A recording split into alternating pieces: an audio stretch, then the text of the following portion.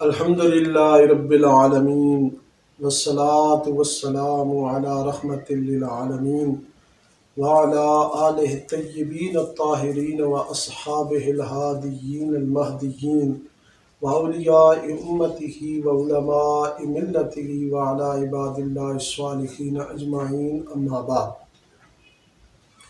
معزز سامعین و ناظرین، السلام علیکم ورحمۃ اللہ وبرکاتہ۔ معزز سامعین و ناظرین، آپ سے آج جس موضوع سے مخاطب ہوں وہ ہے کلمہ طیبہ لا الہ الا اللہ محمد الرسول اللہ۔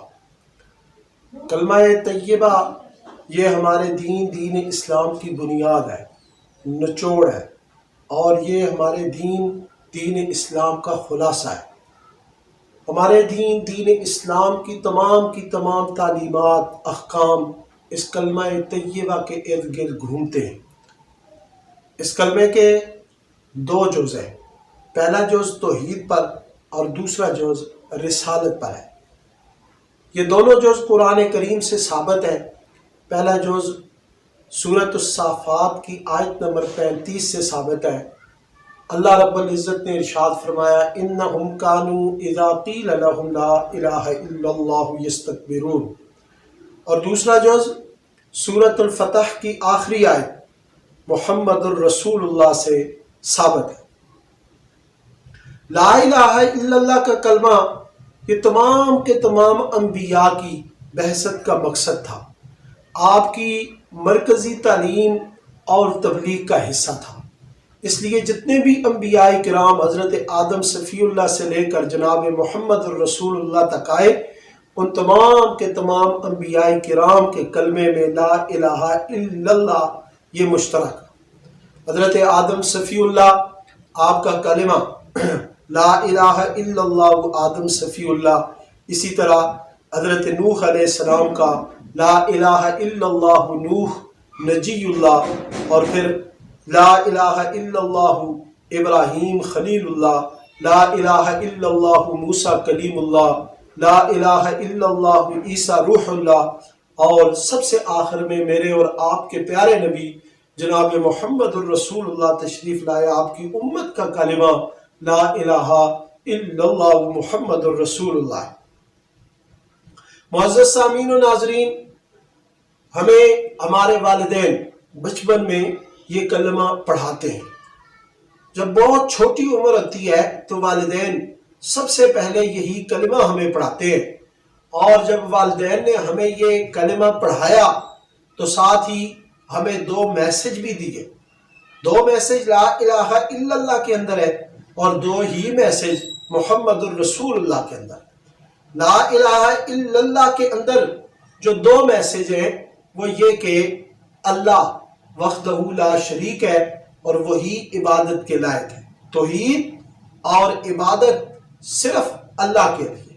اور محمد الرسول اللہ کے اندر جو دو میسج ہیں وہ یہ کہ اللہ کی توحید ایسے ماننی ہے جس طرح کہ محمد الرسول اللہ نے تعلیم دی، تبلیغ کی، اور اللہ کی عبادت ایسے کرنی ہے جس طرح کہ محمد الرسول اللہ نے کی اور آپ نے اپنی امت کو تعلیم دی۔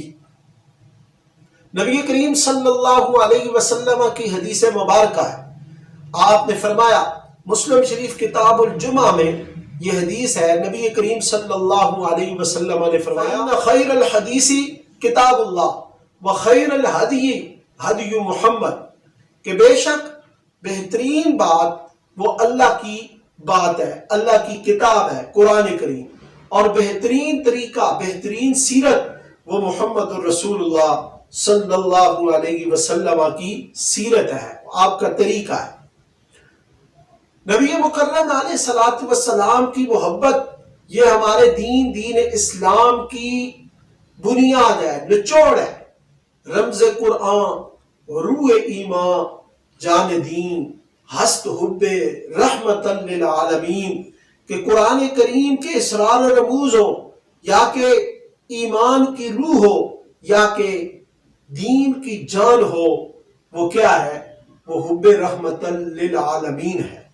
جب نبی مکرم علیہ السلام کی محبت آئے گی تو پھر اللہ کی توحید کی، اللہ کی عبادت کی سمجھ آئے گی، بصورت دیگر نہ اللہ کی توحید اور نہ ہی اللہ کی عبادت کو ہم پا سکتے ہیں۔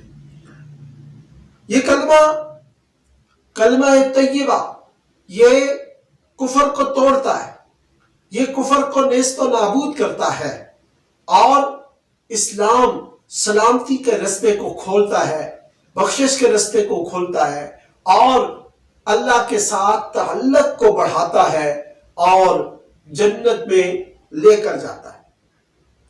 یہ کلمہ یہ طیبہ جب بھی غیر مسلم اس کو پڑھتا ہے تو اس پر یہ لازم ہے کہ وہ اقرار باللسان کرے، زبان سے یہ کلمہ پڑھے، اور صرف زبان سے پڑھنا ہی کافی نہیں ہے بلکہ تصدیق بالقلب، اپنے دل سے بھی تصدیق کرے۔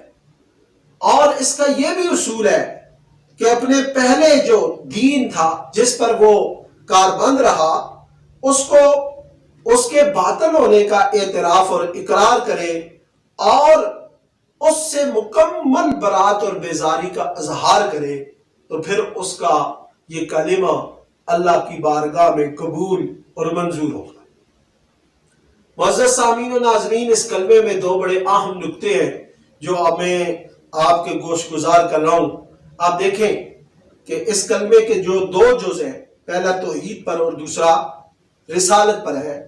توحید والے جز میں لا الہ الا اللہ میں جتنے حروف ہیں 14 حروف، اتنے ہی حروف محمد الرسول اللہ رسالت کے جز میں۔ دیکھیں آپ اس لا الہ الا اللہ کے جز میں کسی لفظ پر کوئی نقطہ نہیں ہے، اور اسی طرح محمد الرسول اللہ جو اس کلمے کا دوسرا جز ہے اس پر بھی کوئی نقطہ